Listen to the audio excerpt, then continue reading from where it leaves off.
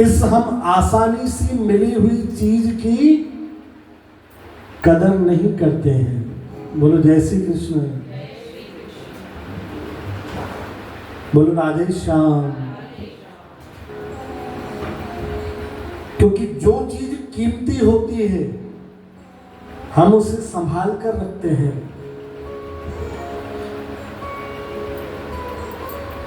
जैसे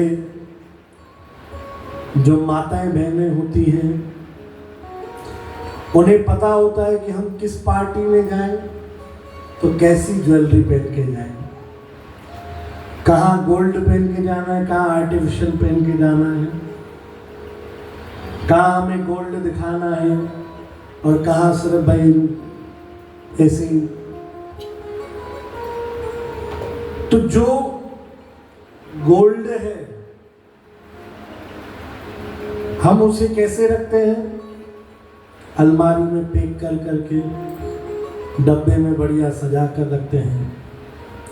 और जो आर्टिफिशियल ज्वेलरी है ऐसे ही कहीं भी ड्रेसिंग टेबल में, मेकअप बॉक्स में पड़ा इधर उधर पड़ा रहेगा दूसरी 10 चीजों के साथ, उस पर हम ध्यान नहीं देते हैं। क्यों? क्योंकि हमें पता है उसकी कोई वैल्यू नहीं है।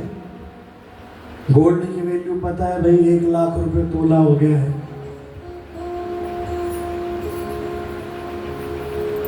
और 1 तोला तो क्या ही आएगा आज के जमाने में।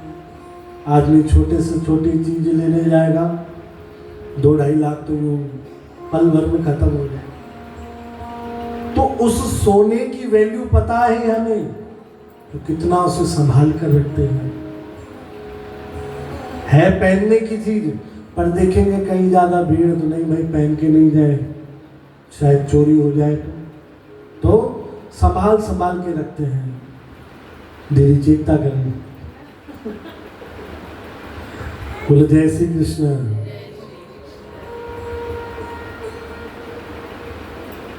हम कीमती चीजों को संभाल कर रखते हैं, पर जब बारी आती है सत्संग की, आज का युग ऐसा हो गया है हमें सत्संग की वैल्यू पता ही नहीं है कि सत्संग की वैल्यू क्या है।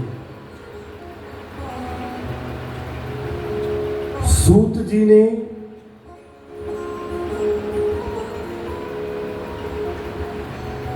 नैमिषारण्य में कथा करने की सोची। जब बात फैली कि भाई कथा हो रही है वहां पर नैमिषारण्य में, वहां पर 88,000 ऋषिगण आ गए। सिर्फ ऋषि 88,000 आ गए कि कथा सुननी है। और ये सिर्फ एक युग की बात नहीं है, सतयुग, त्रेता, द्वापर, कथा के लिए लोग तरसते थे कि कब भगवान की कुछ कथा हो। और देखो कथा का अर्थ ही वो है जहां भगवान का नाम हो। किसी व्यक्ति का गुणगान गाएं,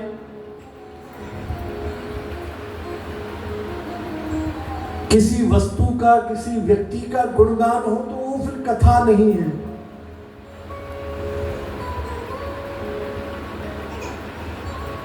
और 2 शब्द ही हो जिसमें भगवान का नाम हो तो समझो वो भगवान की कथा है।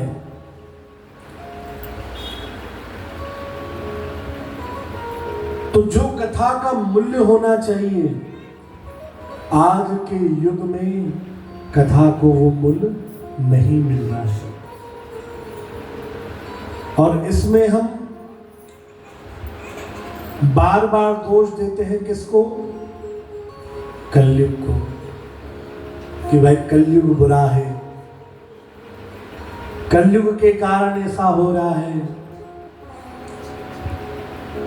जो व्यक्ति खुद भी सत्संग को वैल्यू नहीं दे रहा, वो भी खुद यही ज्ञान बांटेगा कि खा के कलयुगेड़वा। पर जब तक हम इसका मूल्य समझने की कोशिश करेंगे, युग कोई सा भी हो, पार सत्संग से ही होंगे। हम 10 जगह सर पीट लें, 10 जगह माथा पीट लें, पर जब तक सत्संग की शरण नहीं लेंगे, मैंने पहले दिन भी कहा कि हम भगवान के स्वरूप को ही नहीं जानते हैं। हम तो सिर्फ हाथ में बांसुरी दे दी तो कृष्ण, धनुष दे दिया तो राम, इन्हें राम और कृष्ण समझते हैं। नहीं, भगवान का स्वरूप अलग है।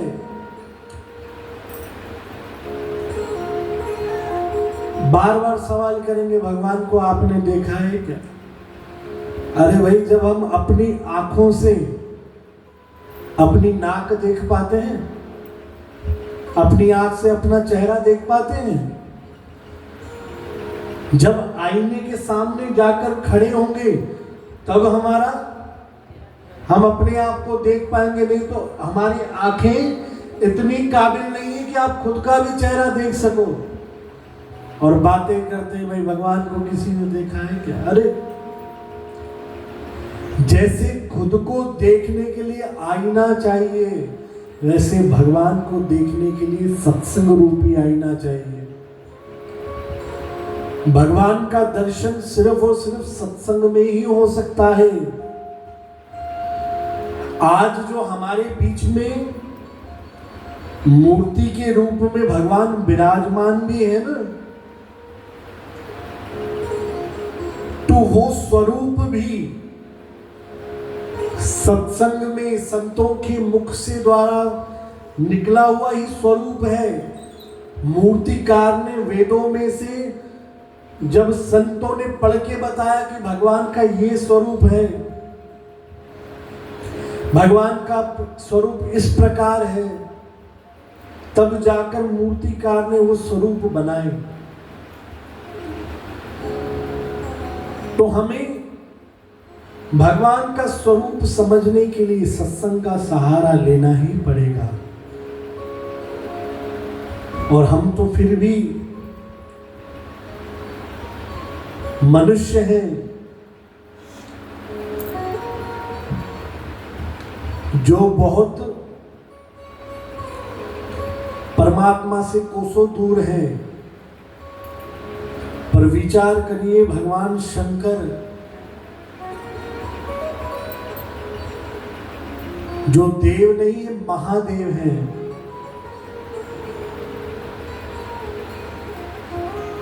पर जहां सत्संग होता है, देखो हनुमान जी भी भगवान शंकर के रुद्रावतार माने जाते हैं। और भगवान शंकर को राम कथा, कृष्ण कथा, प्रभु दर्शन इतने अधिक प्रिय हैं, इतने ज्यादा प्रिय हैं कि वो किसी न किसी रूप में सत्संग में विराजमान रहते ही हैं।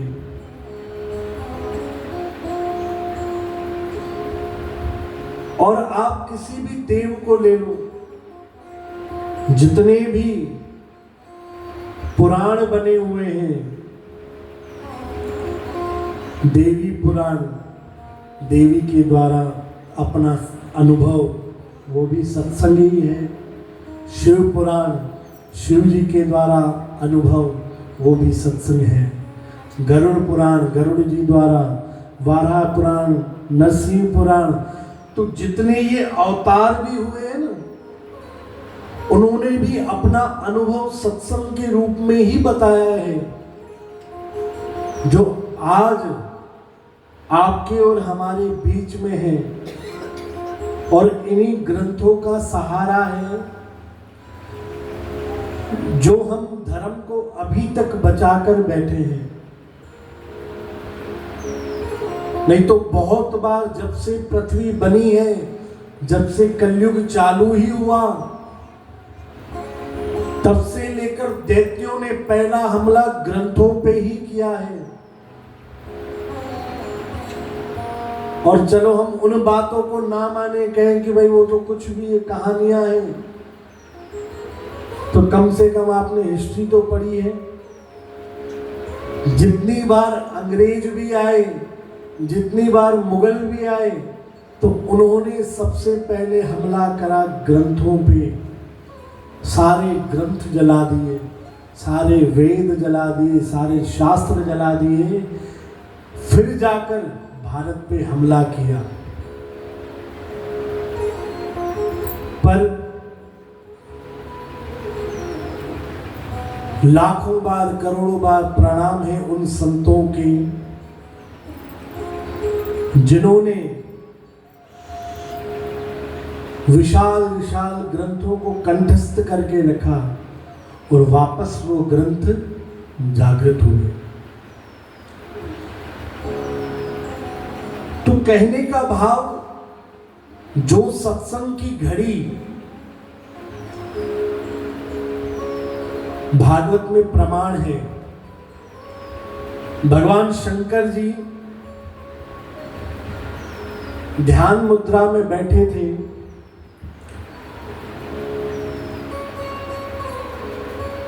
उनकी आंखें खुली, उठकर जाने लगे। माता पार्वती ने पूछा कि वैसे आप ध्यान करते हो तो कई दिन, कई वर्ष निकल जाते हैं, पर आज आप ध्यान में बैठे और एकदम उठ के अभी जा रहे हो, कहाँ जा रहे हो? अब स्त्रियों का ये एक स्वभाव होता है कि पति घर पे भी होंगे तो बार बार पूछेगी, छो भला जो बैठा छो कितने वनों न तो छा, और कहीं जाने लगेंगे, कहाँ जा रहे हो? दोनों बातों में खुश नहीं है। तो ये स्वभाव है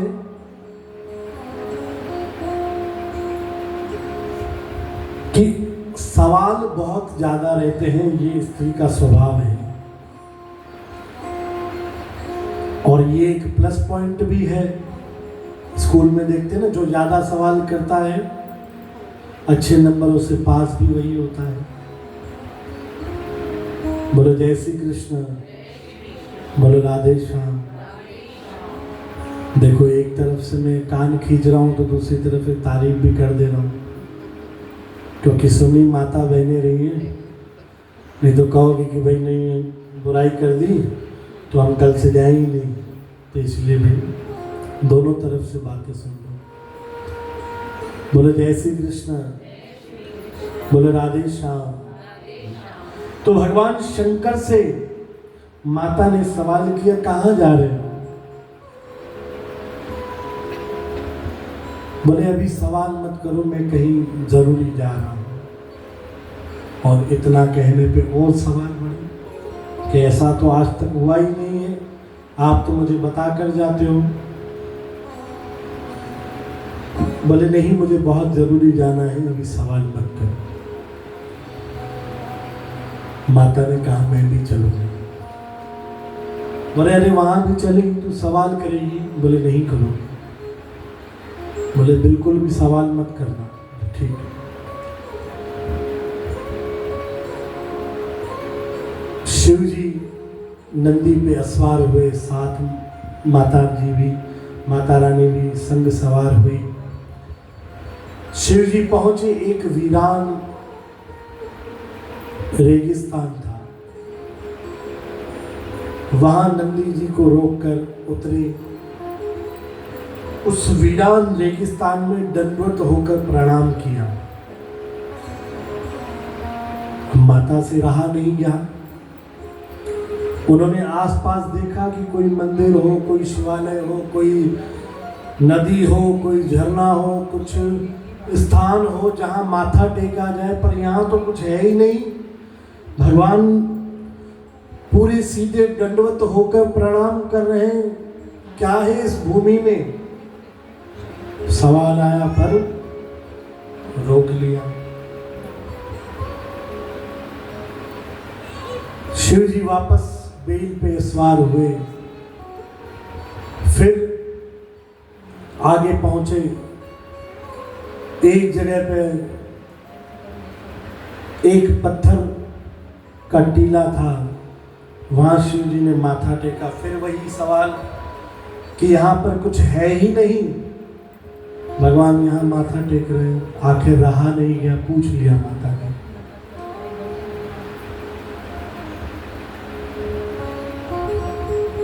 हे नाथ, आपने पहले भी एक जगह माथा टेका, दंडवत किया, उस जगह पे क्या था ऐसा? यहां भी माथा टेका, यहां पर भी क्या है ऐसा?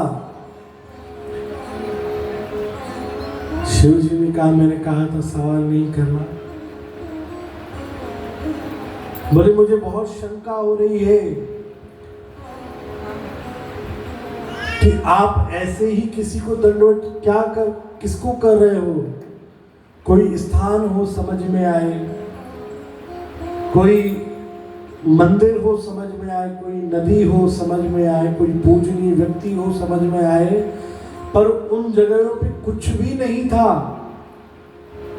आपने दंडवत किया तो क्या है मर्म उन जगहों का? भगवान ने बताया, जहां पहले मैंने माथा टेका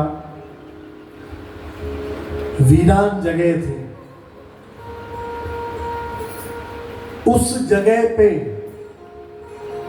आज से ठीक 10,000 वर्ष पहले, 10,000 साल पहले कोई संत, कोई साधु उस जगह पर सत्संग कर चुका है। आज या कल की बात नहीं, आज से 10,000 साल पहले ये गिनती भागवत में लिखी हुई है। आज से 10,000 साल पहले कोई संत, कोई भक्त, कोई साधु सत्संग कर चुका है। वो जगह आज तक भी पूजनीय है मेरे लिए। कौन बता रहे हैं? महादेव जी। देखो सत्संग का महात्म्य है ये, कि जिस जगह पे सत्संग हो रहा है वो आम जनों के लिए तो पूजनीय है ही सही, पर महादेव जो देवों के भी देव हैं, महाकाल हैं, वो भी उस जगह पर दंडवत प्रणाम करते हैं। और उस वक्त ही नहीं, फिर आगे पूछा, जो इस जगह पे आप माथा टेक रहे हो शिला पे, यहाँ पे क्या है? बोले इस जगह पर आज से 10,000 साल बाद, मतलब फ्यूचर में 10,000 साल बाद कोई संत किसी नगर में से आएगा और इस जगह बैठकर भगवान की कथा करेगा, हरि की कथा करेगा। तो वो जगह आज से ही मेरे लिए पूजनीय है। तो जिस जगह पे सत्संग होता है, उस जगह की धूल भगवान अपने माथे पे लगाते हैं। सिर्फ महादेव नहीं, नारद जी ने श्री हरि विष्णु नारायण जी से सवाल किया। बोलो जय श्री कृष्ण, बोलो राधे श्याम। श्री हरि विष्णु से सवाल किया कि मैं आपके पास आता हूं, कभी वैकुंठ में आना पड़ता है, कभी साकेत जाना पड़ता है, कभी गोलोक जाना पड़ता है।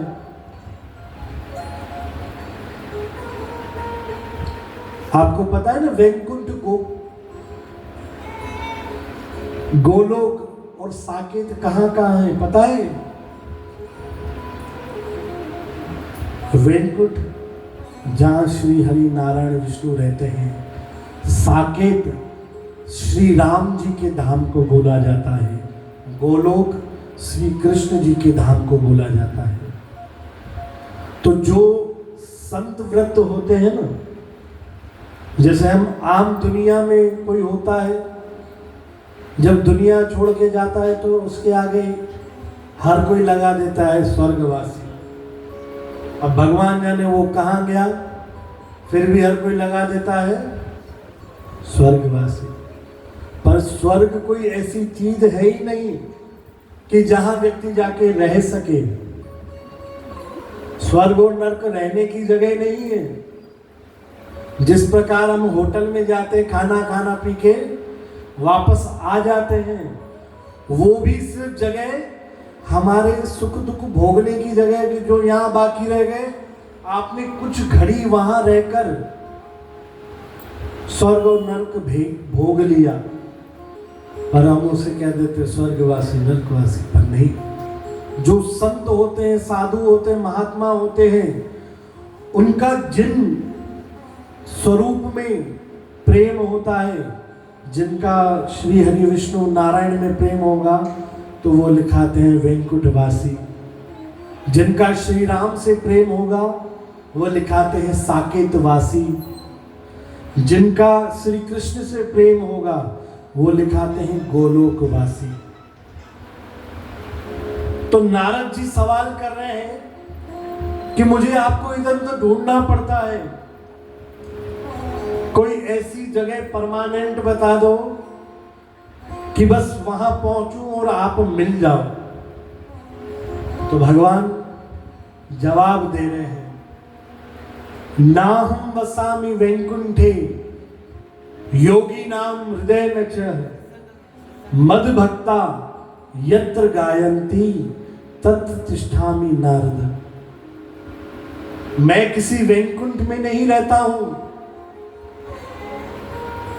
बड़े बड़े योगी सिद्धि होंगे, पर मैं उनके हृदय में भी नहीं रहता हूं। मद भक्ता यत्र गायन्ति, मेरे भक्त जहां मेरे गुण गाते हैं, मेरे भक्त जहां बैठकर कीर्तन करते हैं, मद भक्ता यत्र गायन्ति तत्र तिष्ठामि नारद, मैं उसी जगह पर रहता हूं जहां मेरे भक्त मेरा गुणानुवाद करते हैं। तो तुझे जब भी खोजना हो, मुझे उसी जगह आकर खोजना जहां मेरे भक्त मेरा भजन कर रहे हैं। तो विचार करिए, शंकर जी भी जो महादेव हैं, वो भी सत्संग के लिए कितने प्यासी हैं। जिस जगह पर सत्संग हो रहा है, उस जगह को भी 10 बार दंडवत करते हैं। भगवान श्री हरि विष्णु भी अपना परमानेंट एड्रेस बताते हैं कि मैं कहीं मिलूं ना मिलूं, पर जहां सत्संग होगा मैं वहां जरूर मिलूंगा। नारद जी ने फिर सवाल किया, और भाई एक चीज और देखो, हमारे ग्रंथों, हमारे पास जो ग्रंथ हैं, दूसरे मजहबों में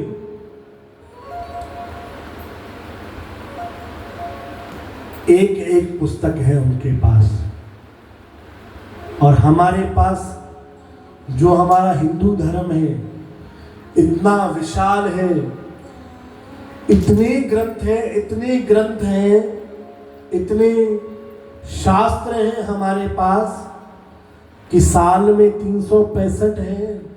हम अपनी पूरी जिंदगी 365 दिन के हिसाब से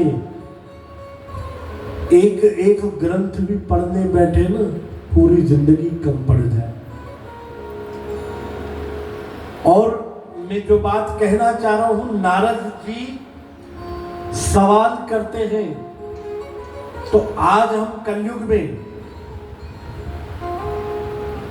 कोई व्यक्ति बात इधर उधर करता है तो उसको क्या कह देते हैं? ये नारद मुनि है। पर ये हम कहने की हिम्मत करते हैं क्यों? क्योंकि हमें उनका चरित्र पता नहीं है। हम उन्हें बुरा बोल जाते हैं।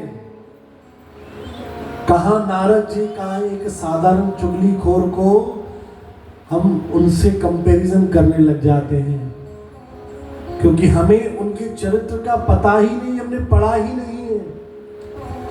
जितने शास्त्र, जितने पुराण आज हमारे बीच में है, ये नारद जी का संवाद है। जितने भी पुराण है ना, ये भगवान के जवाब हैं, चाहे शंकर जी का, चाहे विष्णु जी का, चाहे कृष्ण जी का, चाहे राम जी का। नारद जी जाकर सवाल करते हैं, उनके बदले में जो जवाब मिलता है वही जवाब आज हमारे बीच में ग्रंथों के रूप में है। विचार करिए, अगर नारद जी वो सवाल नहीं करते तो आज हमारे बीच में ग्रंथ नहीं होते, और ग्रंथ नहीं होते तो हमारा कोई धर्म ही नहीं होता। और बिना धर्म के कोई व्यक्ति अगर जी रहा है तो वो एक मृत लाश के बराबर ही है। क्योंकि जब अंतिम यात्रा निकलती है, जितने जने होते सब बोलते हैं राम नाम संग है, राम नाम संग है। सिर्फ एक व्यक्ति नहीं बोलता है, वो कौन जी? भाई बोलो ना, सब डर क्यों रहे हो? जो व्यक्ति मृत है वो नहीं बोलता। तो विचार करिए, अगर हम भगवान से दूर हैं, धर्म से दूर हैं, भगवान के नाम से दूर हैं, सत्संग से दूर हैं, तो हम भी जीते जी भी मृत ही हैं। तो हमें ये सत्संग जगाता है, जागृत करता है। नारद जी ने सवाल किया कि आप हमेशा, आपका स्वरूप में तेज अलग झलकता है, आपका स्वरूप हमेशा चमकते रहता है, तो ऐसा आप क्या करते हो? जैसे यहां भी आप लड्डू गोपाल को या भगवान का दर्शन करके पूछते हो ना कि भगवान इतना चमक क्यों रहे हैं, तो ये चमक किसी तेल, पाउडर, साबुन, सर्फ की नहीं है। ये चमक सत्संग की है, सेवा की है, नाम की है। नारद जी को श्री हरि विष्णु जवाब देते हैं कि मैं 2-3 महीने में एक बार नहा लेता हूं, और उसमें मेरी ये चमक बरकरार रहती है। नारद जी ने कहा, भाई इससे अच्छी कौन सी बात है भाई, मुझे भी बता दो कि 2-3 महीने में एक बार नहाना पड़े और ऐसी चमक आ जाए। रोज रोज कौन नहाए? आप सबके चेहरे देख के लग रहा है आपको भी चाहिए ऐसा तरीका, जो 2-3 महीने में एक बार नहाओ चल जाए। चाहिए क्या? चाहिए तो ध्यान से सुनो। श्री नारायण भगवान नारद जी को कहते हैं, मैं बताऊंगा नहीं, चल तुझे दिखाता हूं। साथ में लेकर गए।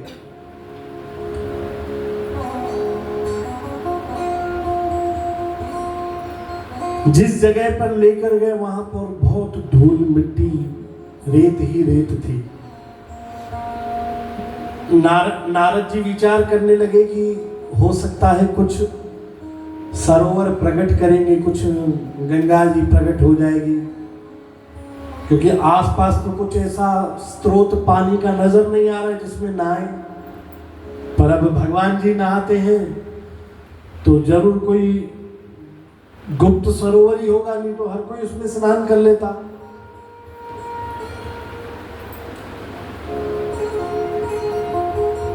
नारद जी ने पूछा, भाई कहां पर है?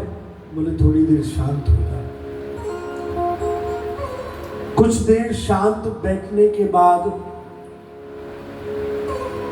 भगवान ने नारद जी से कहा जल्दी से आंखें बंद कर ले। अरे बोले हुआ क्या? अरे बोले आंख तो बंद कर, आंख बंद कर अब, और जब तक मैं ना बोलूं आंख नहीं खोलना, बस अब वो स्नान होने वाला है। बोले ठीक है। इधर नारद जी ने आंख बंद करी, भगवान भी अपनी नाम मस्ती में बैठे। कुछ ही पल में वहां एक संतों की टोली आई। प्रेम प्यार से सब भगवान का नाम जपते हुए आए। आइए उन भक्तों की टोली का हम भी अनुसरण करें। वो भक्तों की टोली भगवान का नाम स्मरण करते हुए आ रही है और क्या कह रही है? श्रीमन नारायण भजमन नारायण, श्रीमन नारायण श्रीमन नारायण भजमन नारायण, श्रीमन नारायण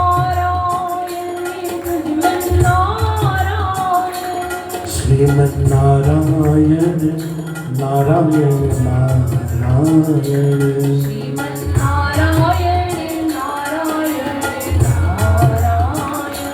मुझ में नारायण तुझ में नारायण, मुझ में नारायण तुझ में नारायण, सब में नारायण नारायण नारायण, सब में नारायण नारायण नारायण, श्रीमन नारायण नारायण नारायण, श्रीमन नारायण नारायण नारायण।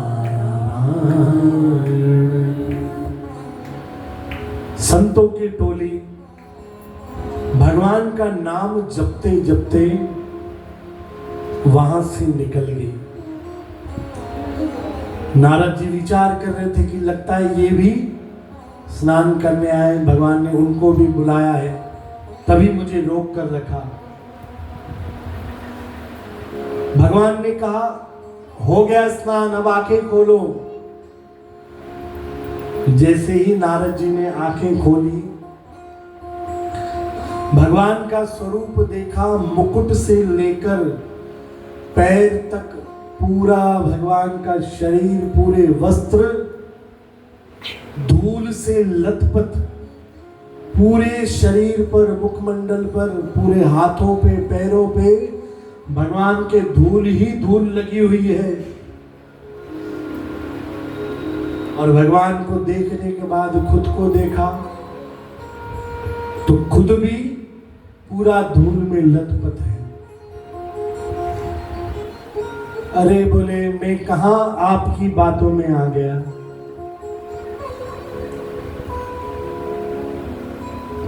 हमेशा कुछ लीला ही करते हो आप। मैंने सोचा ऐसा स्नान कराओगे, पर आपने तो ऐसी धूल में लथपथ किया है कि 2-3 महीने भी रगड़ रगड़ के भी नहाऊंगा तो भी साफ नहीं हो पाऊंगा।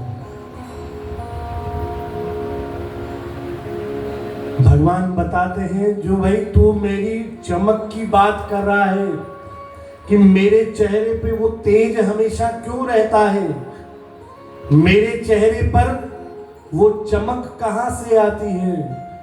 तो मेरे चेहरे पर मेरे तेज और ये चमक संतों के पैरों की धूल से ही आती है। जो भक्त प्रभु का नाम गा गा कर अपना जीवन धन्य करते हैं, उन्हीं के चरणों की धूल मैं अपने मस्तक पर लगाता हूं।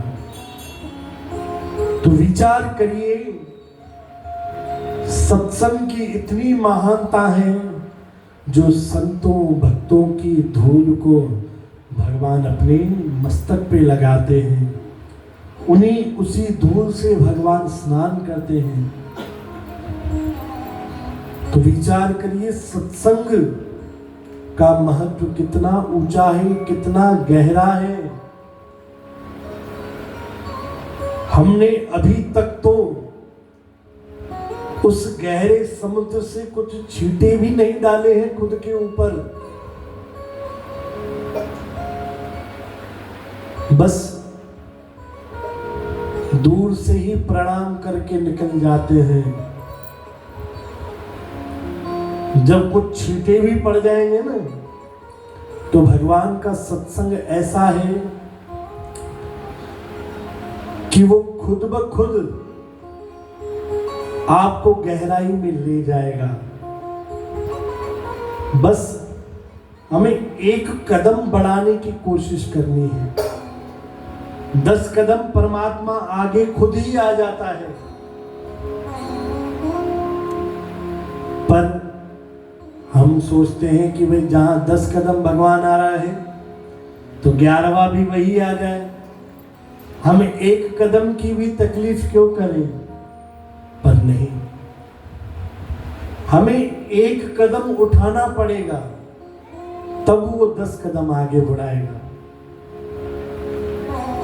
तो जो हम सत्संग सुने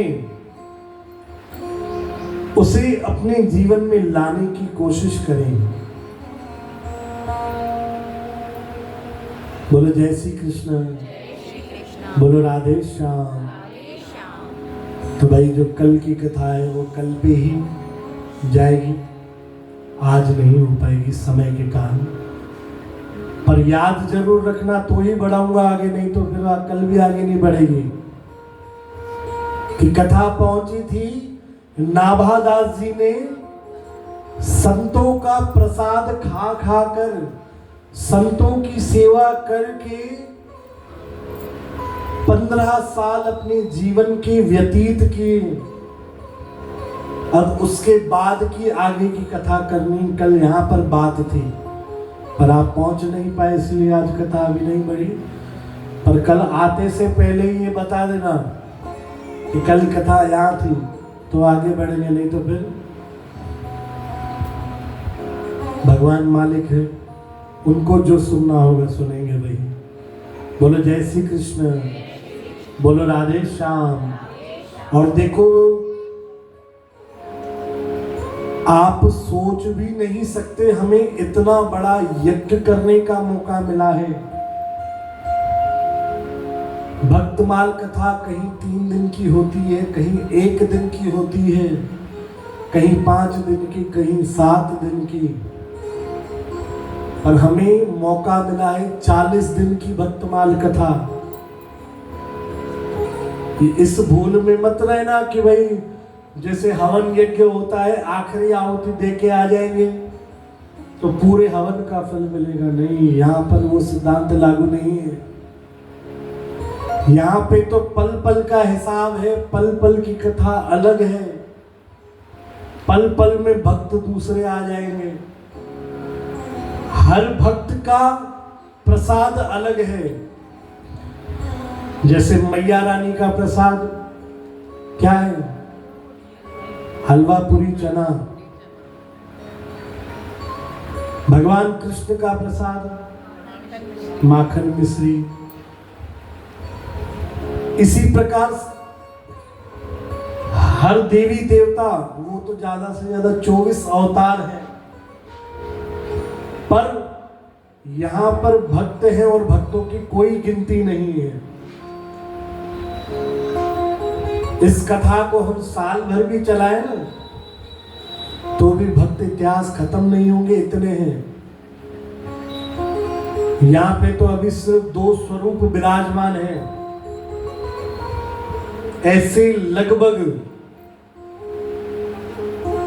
मेरी बुद्धि में को जितने पता हैं, लगभग 25 के आसपास है। आगे जितना मेरे को नहीं पता और भी हो सकते हैं। और इन 2 ग्रंथों में ही एक में 1008 भक्तों की कथा है, दूसरे में 500। उसमें अभी तक एक की भी कथा चालू नहीं हुई, आज 5वां दिन है। तो विचार करो चरित्र में अब जब हम पहुंचेंगे, अभी हम सिर्फ ऊपर ऊपर से चल रहे हैं। जब हम एक एक भक्त की चरित्र को समझेंगे, जैसे मीराबाई का आज हमने एक छोटा सा इतिहास लिया। उस दिन सदने कसाई की एक कथा छोटी सुनी थी, सहने नाई की सुनी थी। तो अभी हम सिर्फ उन भक्तों के समझो चरण छू रहे हैं। जब साक्षात उन्हें बुलाकर उनका पूरा चरित्र सुना जाएगा, वो रस अलग रहेगा। तो एक भी दिन इस कथा को कोशिश करो, मिस नहीं करो। कोई ऐसी परिस्थिति आ जाए कि बस आज